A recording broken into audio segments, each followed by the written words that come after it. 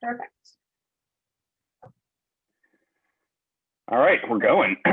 All right, well, hello everyone. It's good to have everyone here for this very exciting webinar. My name is David Lebovic, and we're here today to talk about the near outdoors, some creative tourism marketing strategies to engage regional customers this winter. Next slide. Oh, I got some. I think just start talking. These transitions. There we go. Okay. So yeah, so I run WSI Digital Strategy. I'm based here in Los Angeles. Today it's finally cooling off a little bit, so it feels good to be talking about wintertime because now I can sort of get into it. It's not 90 degrees every day. I worked in advertising and marketing for over 20 years. I worked with some big brands like Toyota, Adobe. I worked at Warner Brothers for a while. A lot of entertainment marketing, but lately I've really pivoted more into the tourism and travel space. And you know, there's some really great opportunities right now in terms in the digital space and tourism that I'd like to talk to you about. So let's go on to the next slide, and I'd like to introduce you to a very special guest here, Christina. So here we go. Yes, I always like to preface my headshot with now I'm a brunette. So yes, indeed, it is the same person. And I don't know why these transitions are skipping, but I'll tell you a bit about myself. So I run CIPR Communications. We're a marketing and communications firm out of Canada. Also a member of the WSI network, so colleagues of David's, and a number of years working in the tourism space. I started with our Minister of Tourism over a decade ago. We did projects like the 2010 Vancouver Olympics together, did some great kind of camp and road trip rebranding and identification in the region. So that's where I kind of began thinking about tourism, and our agency has the pleasure of working with a number of different destination marketing organizations, tourism operators, and we love it. Basically, our goal as an agency is to use effective content to increase brand reputation and to generate leads. So awesome.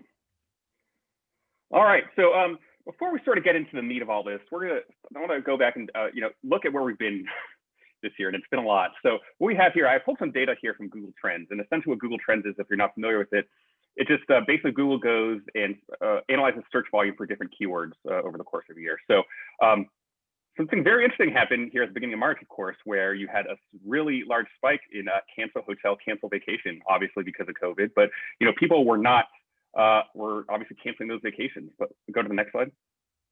What's even more interesting is, you know, you saw that spike. Well, look at this spike here compared towards canceling flights. I mean, canceling flights, obviously, you know, you're talking about work and you know, things like that, but that was a greatly bigger sort of sea change in terms of people's behavior. And that's something that's sort of continued onwards where, you know, people still have not been flying as much and really staying more local. So let's go to the next one.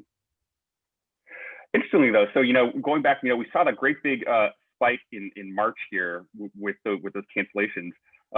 Fast forward a couple months, as we get into summertime, some really interesting things started happening where, you know, you start to see a really big jump here in terms of searches like weekend getaways, day trips from, you know, weekend trips, take trip, vacations near me. So, you know, after that sort of shocked the system, by the time we got into summertime, people were really starting to find ways where they can get out of the house and start to do some things. And in terms of what they were doing, well, let's talk about it. So looking more at sort of Google's data, here's some of the big terms that year over year, you know, basically summertime compared to last summer, that saw the biggest jump. Campsites and campgrounds, boat and yacht charter, caravans and RV rentals, parks, and, you know, ski condos, cabins. Really, you're noticing a theme here. It's a lot of outdoor activities here that people are looking to do. yeah, and we saw the exact same trends. So I pulled these two examples, David, because they were the most interesting and the most relevant to me. So I feel like as a mom of small kids, I'm obviously the target audience for many of these things. Is I feel like mom was searching most often. How do I get everyone Yeah. quickly? Right. So this one on the left, Kananaskis Mountain Lodge, is a lodge that is about 45 minutes from our house. So we're in, you know, a major city. So this is kind of one of your first lodges on the way to the mountains. And in the summertime, this place is packed with international tourists. It's not even a place that a local would visit. I remember seeing ads for them starting to pop up in May as some restrictions started to loosen here. And then by July, this place was completely booked with locals. And it's, really to credit these guys, they jumped on that opportunity. They saw what you had just shown everyone, those trends online for people searching locally. All of their ads were stay close to home, not too far away. So this really reassuring, nice message there. And on the flip side, you have golf. So I'm a golfer. I don't get to golf as much now as I used to, but all of our clients that were in the golf space actually reported record years this year because of those locals and those courses that kind of got on track with their some of the tactics you're going to talk about next. They were able to succeed. So it was really interesting watching the golf industry almost do a 180 this year, despite the craziness of COVID. Yeah, absolutely. I mean, the same thing here in Los Angeles. I mean, obviously with the nice weather, golf was really big. Golf, tennis, any outdoor activities, hiking, were definitely the theme of the summer down here. So, another interesting thing sort of happened this summer. So, we saw people searching for outdoor summer activities. We actually saw a really big bump here in terms of people start planning their winter activities earlier than ever. So, you see here, starting this summer, we saw a 30% year-over-year increase in terms of people searching for, winter travel destinations, ski lodges and resorts. And we saw a massive jump here in best winter vacations in the U.S. So I guess, everyone's home, they've got nothing to do, best to sort of plan ahead to find something else to do. And actually studies have shown that it's mentally, it's good for your mental health to actually plan and anticipate a vacation. It gets your dopamine flowing. So I guess that's what people were doing. But, one other interesting factoid that sort of found was that, 64% of US adults that were working from home, so they were looking to book a nearby vacation rental by the end of the year. So again, that sort of ties in, and specifically people looking for those rentals. So let's go on to the next slide. We did some polling in Canada too, and especially in one of our regions that we did the polling, we had it over. It was kind of pushing that 60% range, but over 50% of people said they were going to be exploring their region at least as much or more than they did in previous years. So kind of echoes that online data too. Yeah, definitely. So, so again, to put a little bow on all this, here's what we know. So basically, by this summer, people are ready to travel again, but, also want to do it safely. So what they were doing was those driving distance outdoor activities. And, it's safe to assume, nothing's really changed in terms of COVID. If anything, it's maybe there's another spike coming, but, this is going to continue through the winter. But I think because of this weather, we can also anticipate a few changes in behavior in terms of, people aren't going to, with the cold weather, people may make different kind of travel accommodations or, where they stay, things like that. So let's, now that we have sort of all this data here, let's move forward and sort of get to the meat of this. Yeah, so I think the other important thing that we know is that our personas have changed. And so click your little hands up if you use personas. But personas are this really important, I think, aspect that sometimes we miss when we're thinking about driving towards marketing tactics and marketing strategy. Basically, what it is, it's putting a face and a name to the people you target. So if like I just said, mom is your target audience, a 35 to 55 with some school-age children, give her a name. So maybe she's Christina, maybe she looks like this. But all of a sudden it'll help you really unpack, okay, who is this individual? And you can start looking at that demographic online and doing the research around what social media platforms do they use? Where do they hang out most? Who do they trust online? What are the sources they trust? And you can start to really develop an interesting marketing strategy from there. An example that we used this summer was actually our client Métis Crossing. We had done some significant persona kind of development in the winter, so latter half of the year in 2019. John, who's on the screen, was one of those identified personas. So John was an international traveler looking to find a distinct Indigenous kind of historical experience while he was traveling to Canada. And, as we looked in spring of 2020, obviously John wasn't coming to Métis Crossing anymore. Right. So we kind of went back and I feel like pivot is an overused word of the year, but pivoted and thought, okay, without John, where can we focus? And so we discovered Aaron, and Aaron became this great persona for the destination that was more corporately focused. So what corporate kind of communication staff or community investment staff are looking for places to host meetings, places that are large enough to host physically distanced meetings. And then we had this new persona that we introduced called named Lisa. And Lisa was kind of that young 20-something who was looking to go on an adventure with friends. And this typically wouldn't have been a destination that Lisa would have been a primary target audience member for. More, it would be that moms, that like Christina that I mentioned before. But because this generation we knew wanted to get out of the house and try new things, this became viable. So, what is that your personas may have changed, maybe some, maybe all, but maybe some of your personas have new concerns or new interests. And it's easy to take this, I think, as oh no, I've lost kind of a whole segment. But for all those segments you're losing, somebody else is losing a segment too, and perhaps that's someone you can pick up. So I encourage everyone to kind of really think about that target audience as you're looking into the shoulder season. Interesting.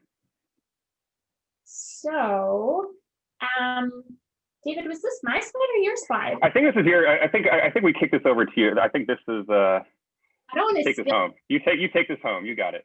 I don't want to steal your thunder. When I'm presenting, so I like work with Peter, my husband. When I'm presenting to him, I can just steal whatever slide I want. But okay. This is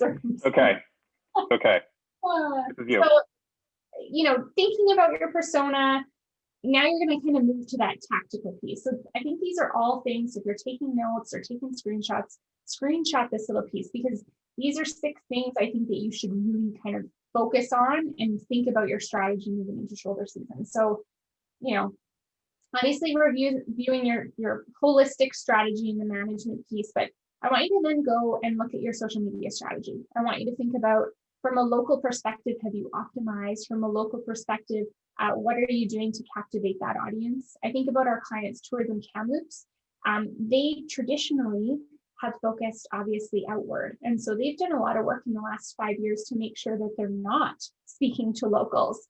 And so cue COVID, they actually opened up a few new social media channels that were focused exclusively on the local audience. And they've gotten some huge pickup there. So a pretty significant, I think, investment in social media for them, opening up some new channels, but it's allowed them to speak to an audience and not kind of have it filtered with non-local content. Also, Google My Business, I want you to double check it, and then I want you to triple check it. I think with COVID, Google did a lot of, I'm going to call it helpful things in terms of flagging businesses for not having COVID hours up or things like that. So I want you to go to your Google My Business and make sure that you've updated any sort of specific COVID information. We had this happen with a client. So again, Métis Crossing, my example, at the beginning of COVID, the Google My Business listing had not been updated.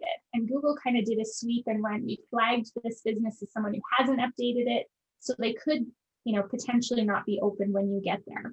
So, okay, challenge 1, kind of updating to make sure that information didn't exist.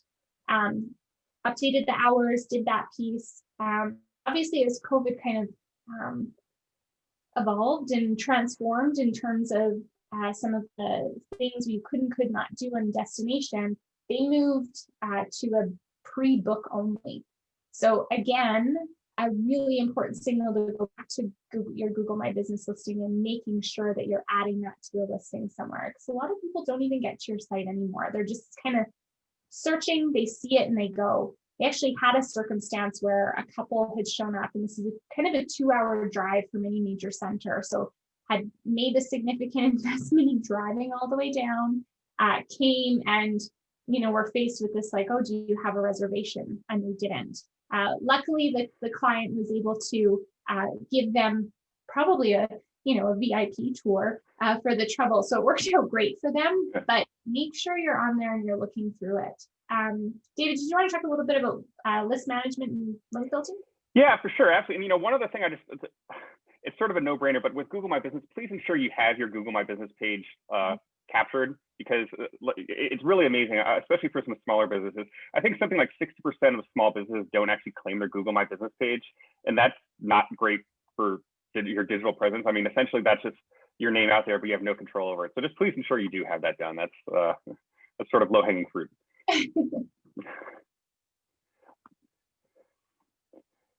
Yeah, so I mean, again, in terms of review strategy management, there's some really great tools at your disposal. But the number one thing really is, with all these things, ensure you have a dedicated resource for all this.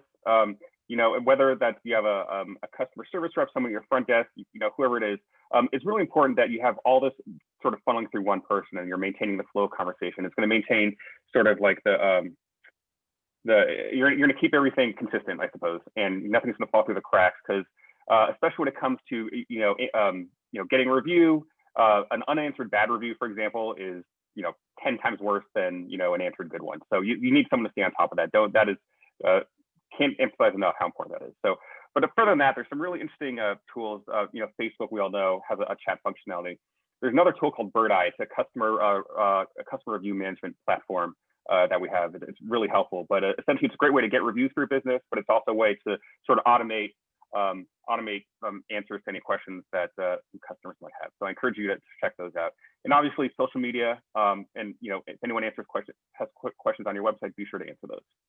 Yeah, what I'll say here is Birdeye's been excellent for a lot of, I feel like, I don't want to say the smaller destinations, but the small businesses. So if you're wearing all hats, review strategy is probably low on your list. And what Birdeye does is you can essentially take all the emails of folks that have visited you, put it into the system, and it'll generate that, hey, can you review us on TripAdvisor, Facebook, Google My Business?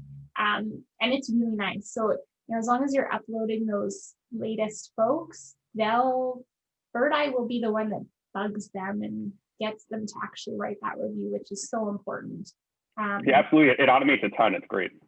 Yeah, and David, to your point, I think that yes, get those reviews in. We've had a few clients where, it comes to us at the end of, a really busy season, and they go, we only have one review, and it said that, their experience was terrible. And, typically when you have a really bad experience is when you call the manager, right? Like they feel like reference to the Karens, right? Of all these right. But like when you have an issue, you tend to go to the manager. So it's like, you want to be able to capture the great experiences. So if you see someone having the time of their life, ask them, can you go on TripAdvisor? And if you don't, then make sure you're following up with something so that even if you get that bad review, which you will, you'll have 10 times more good reviews to look at. Yeah, and absolutely. And just to the last point to this, we'll get into this a bit further, but in terms of, reviews, we're going to talk a lot about Google's search algorithm and sort of how Google looks at things, but having those great reviews really scores high within Google search. So, being able to set it up where you're getting lots of reviews across all your different online presence is going to really pay off in the long run. Totally. So we had to throw in a Drake meme. It's your Canadian shout out. It is. So yeah. So Christina, you touched on this before. Again, this to the previous point, it's quality over quantity. Don't try to get listing. Just have your name listed on a bunch of different sites. I mean, that's great to be out there, but really it's about how photos, reviews, consistent content across everything. Because as Christina, as you mentioned before, customers don't need to be on your website to get what they want. If they find you on Google My Business or TripAdvisor or whatever, they have all the information. They should have all the information they need there to make a decision. So it's all about engaging your customers with where they are, not necessarily just on your website. Totally. I love to use a business card example here as the analogy. So this is my business card, and I'm going to pretend I'm virtually giving it to all of you right now. And let's say that David calls me at this number tomorrow. But I never pick up the phone. I never answer my voicemails. I don't even check them. It's like, why would I have given my business card away?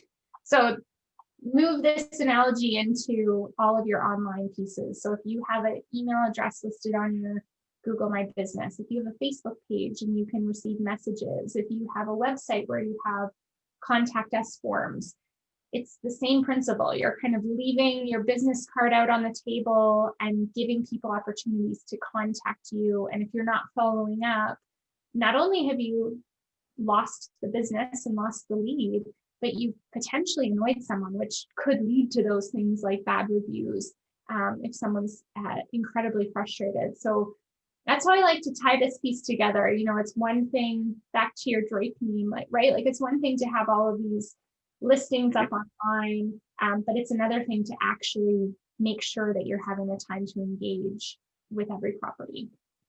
Absolutely. So that being said, David, you and I were having this discussion before the webinar about how people talk to Google now. And I'm actually excited for you to talk about long tail keywords in that piece. But it really became obvious to me, and it was my husband who explained it to me, was, okay, I'm like, okay, long tail keywords, what does that mean? And he goes, well, how do you, like, especially me, because I'm a big voice texter when I have children hanging off of me, right? So it's like hey, Google, where is the closest place that I can get ice cream that's open right now, right? And you think about how many words that actually is. It's a heck of a lot of words, but I'm talking to Google now, right? So few of us are actually typing in a response. We're doing that hand-free option. So I think so important to remember from that search engine optimization piece. I'm going to get you to touch on a little bit of the people also ask tools. Sure. Yeah. So people also ask so essentially when you're on Google, people also ask if you type in a search query, you know, you'll see near the top of the page, you know, similar questions that people might ask. It's just a way of Google offering additional information that might be relevant to you. People also ask is actually a really sort of powerful tool, especially for those sites that maybe you're having some trouble with your organic reach. Maybe you're not getting onto the first page of the search results you want to get just due to a lot of competition. So what's interesting is that, you know, 13% of sites have a top 3 ranking appear in that people also ask box, but it's actually 74% aren't even on the first page. So, you know, by optimizing your website with the right content actually gives you a great opportunity to get up on that top third of the page, even if you don't necessarily have that organic reach just yet. And, you know, one other thing, you know, I want to mention specifically about people ask as it relates to tourism and travel, among all verticals, it actually ranks the 3rd highest behind only arts and entertainment and electronics. Basically 61% of all travel related searches have people also ask feature that comes into the search as well too. So especially for this, you know, for the industry that we're in, it's a very potentially powerful tool to leverage. Totally. So, you know, as Christina said, you know, I talked about long tail keywords and really how, you know, it's sort of an underrated tool in digital marketing here. Now, essentially a long tail keyword, there's a couple sort of key features of what it is. It's basically at least 3 words. Because it's 3 words or longer, it's usually less competitive because, you know, people, you know, might have a search for specifically, you know, here we see shoes, for example. That gets further down the line for men's shoes. Red Nike men's running shoes. There's going to be a very sort of specific search of people looking for that. But the flip side of that, even though they don't have a very high traffic volume, it's very specific, and actually you're going to get a higher probability conversion. So again, just because, you know, it's not as many people looking for it, the people that are looking for it are, you know, they know that they want. So it's definitely something that needs to be a part of every digital marketing strategy. So just to sort of give you an example here, these are just quick search terms that I pulled. So, you know, we have here on the left, you know, ski resorts, which obviously, you know, has a very high volume. You see here also, so the numbers you see here, the KD percentage, that's basically how hard it is to rank for that. The CPC is the cost per click to do that. So we have here, we see ski resorts with a pretty high volume. Even, you know, further, ski resorts near me has, you know, 50,000. I mean, it's less than the ski resorts, but it's still pretty high volume. Now, let's look on the right side of the page where we start exploring some long tail keywords. Ken Friendly Ski Resorts in Colorado only has a volume of about 170 searches a month, However, the competition is less, and also the cost per click is about significantly less than those other larger ski terms. And again, there's a multitude of ways you can go about doing this. I just pulled this one, but for whatever specific industry you're in, I encourage you to look at this. Going even further down, Aspen Colorado Resort Spa has a search volume of only about 10 a month at the moment, but the cost per click is like 13 cents a click, which is, I mean, compared to these larger search terms, it's, I mean, bang for your buck all the way. Totally. So I also want to talk about site links here. So essentially what site links here, site links are something you set up in your Google Ads account. It's basically it's additional information about your property that would be relevant to a potential customer. Now, Google's and its algorithm within your paid ads, it actually makes the determination what site links to show, but it is an opportunity to basically show sort of your full range of offerings here. I did just a quick one here from Mammoth Mountain. The great thing about it, they offer right here call to action opening November 14th, just a few weeks away.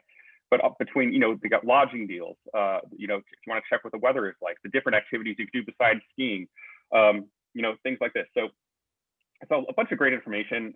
These are really best practices in terms of, telling the whole story. And when you're trying to get those local consumers, really showing everything that you have to offer.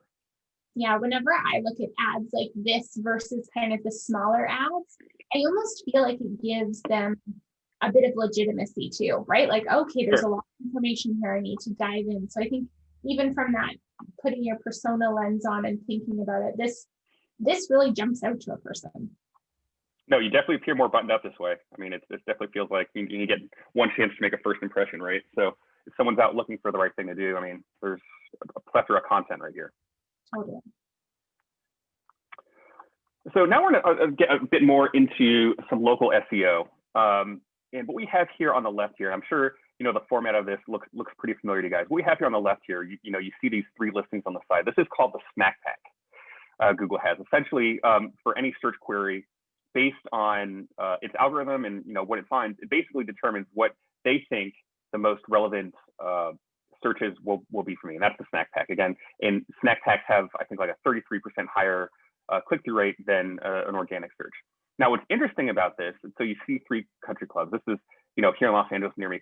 I can actually think of 4 different golf clubs that are actually closer to me, maybe even more, but 4 different golf clubs close to me that are not featured in the Snack Pack. And for whatever reason, maybe they haven't optimized their Google My Business, or whatever the reason may be. But it's a real missed opportunity that essentially, these different golf clubs that are not necessarily that close to me are ranking higher than them.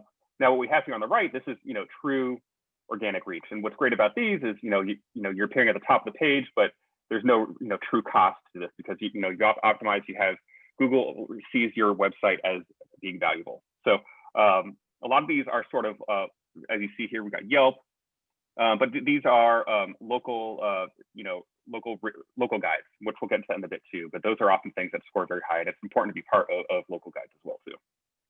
Yeah. So the big message I'm hearing loud and clear is if you go to Google My Business right after this, claim it, tune it up, start getting reviews.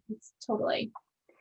Yeah, so much of digital marketing is sort of beholden to Google's algorithm right now, and it's really, it's so critical to ensure you're doing everything just right, because there are pretty big penalties if you sort of, you don't take the whole approach here. And Google's continually, I think they've had 4 or 5 different iterations at this point, but it's constantly updating to just provide the best possible customer experience to Google users. Yeah. So, in terms of, we talked about this local SEO, ways you can sort of optimize things.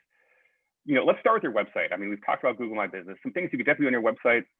Adding an FAQ or an info section to your website is a great way to get those rich snippets. And rich snippets, I'll talk about in a second. It's not a Vegas comedian or a lounge singer. Rich snippets is actually a piece of code that actually appears in searches. But further to that, getting in local resource guides. So on your website, so if you're a travel destination or you're a hotel somewhere, adding a page of nearby restaurants, activities, other things to do, because not only is that helpful to customers that may find you, it may also help your organic reach, but by listing other partners in your town, it's a great way to sort of get that reciprocal link. So say, hey, we'll list you in our guide, do us a favor and list us in yours, or feature us in a social media post, you know, whatever it is. It's sort of a great way to increase your organic reach.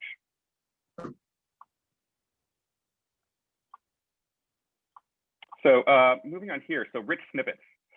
I did a similar, so taking sort of the long tail keywords here, going back to the Mammoth example, what we have here, you know, I searched here, when does Mammoth Mountain open? So instead of just, you know, Mammoth Mountain, I get here this rich snippet in terms of, hey, it opens here November 14th. And on top of that, this rich snippet was built within their COVID information resources page. When I talked about adding an informational page, they were very savvy about this. And essentially, you want to know when it opens, but at the same time, you're looking for information. Okay, what's the COVID policy? Are they going to be open? How are they going to manage this? And this is a great way to really just get you on here and showing that they are, you know, looking, you know, they got a plan in place for people that come onto the mountain here. So rich snippets are a great way to, you know, really provide additional information, especially with those long tail keywords. I like this a lot. This again appeals to that target audience of mom, like want to know when it opens. Also want to know that you're safe, right? You're checking so many boxes so quickly. Yeah. Conversely, besides rich snippets, we also have featured snippets. And this is where it comes into play being part of those local guides. Essentially, we have here, I did a different search query for, you know, best outdoor activities near Dallas, Texas. And what this is essentially they found a local guide that lists, that, you know, Google found relevant. And here's some great examples within the guide of, you know, the outdoor activities that they recommend. So rich snippet is something included within your website. A featured snippet is something that appears on a partner site. But again, it just sort of shows the value of, you know, getting into those local guides as people are looking for local activities. Definitely. Yeah, it's that strong relationship. Like if you're an operator, that relationship with your destination marketing organization or your tourism operation, right? That those key. Go take them for a virtual coffee if you haven't met them yet. Okay, another great kind of tip that you can be thinking about heading into this shoulder season is influencer marketing. So hands up if any of you have worked with influencers in the past. I feel like influencers are kind of like yeah, I see a couple hands being raised.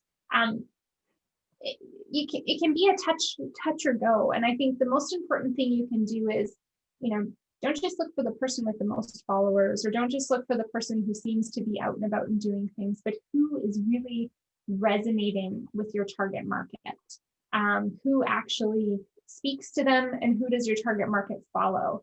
The bonus here is that if you're asking them to kind of build blogs and to link back to your site, it's going to contribute to that local link building for you as well.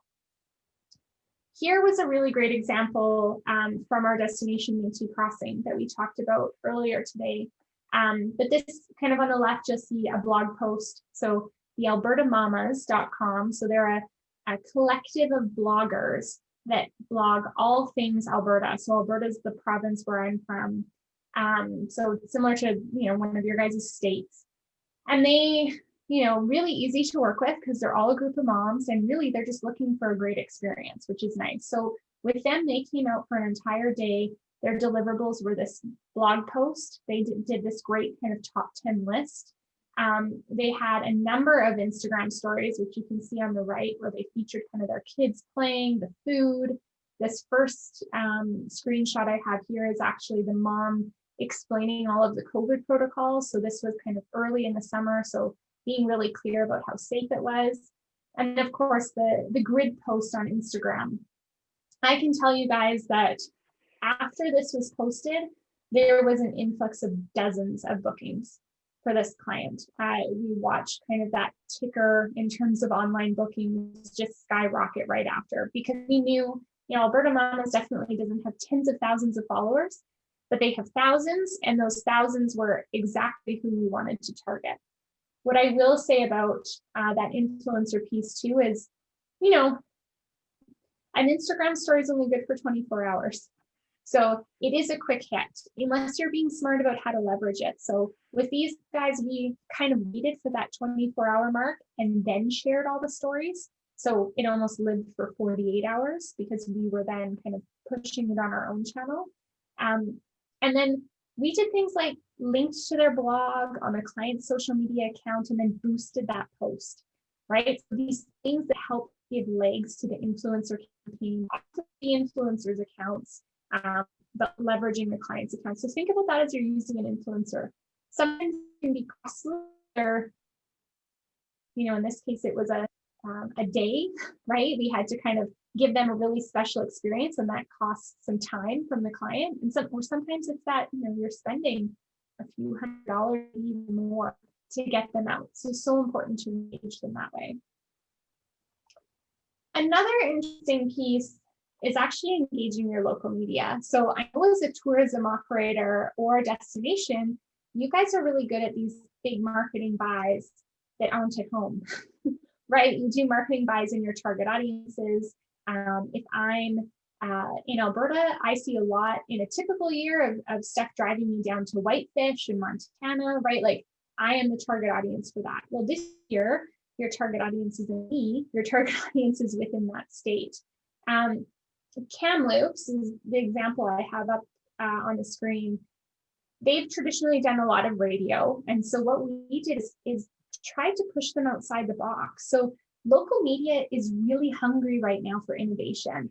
And most locals engage with media. So like, you may listen to the local radio station on your way, I was going to say on your way to work, but maybe we're not going to the office, but maybe you're still listening to local TV. We engage. So look at the personas again and make some determinations on who's listening to what. So for Tourism Kamloops in this piece, they did is they said, okay, we want to do a radio buy, but we want to challenge you to think of something more interesting. So they actually bought a radio segment, an 8-minute segment every Saturday morning on the local talk radio station. So it kind of checked the box for a certain target audience who listens at Saturday morning early.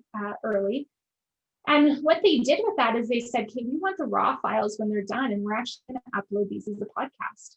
So now that radio segment that usually is gone as soon as it's heard lives on. It's become content for them on their website. It's become content for them on their social media channels. And it's allowed them as the destination to feature all of these great kind of stakeholders and players. So hoteliers, different destinations, events, and create something really neat. What's also interesting about the podcast is it checks the box on another target audience. So those ones that sometimes we scratch our head, are these guys really listening to the radio? Probably not, but they'd probably be interested in a podcast that speaks to their local audience. What we also did is they decided to do a small commercial buy on their local local television station. And again, we thought, okay, how can we give this better legs? Because we know it's a significant investment. We know that video reigns supreme on social media and online. So we then had that station cut the video, give us those raw files, and we've now leveraged them as a part of the social YouTube display advertising. What's great is, when you see that ad pop up in the middle of a YouTube video or before, and you clearly know it's an ad. What's nice about this one is it kind of looks like the television station. So there's even a little icon on the top left corner that has CFJC, which is the local TV station. And so it almost feels like you're watching this news clip and you're moving by. So if you're going to do that local radio, local TV, think about how you can leverage it further for other kind of rich content plays online. Right.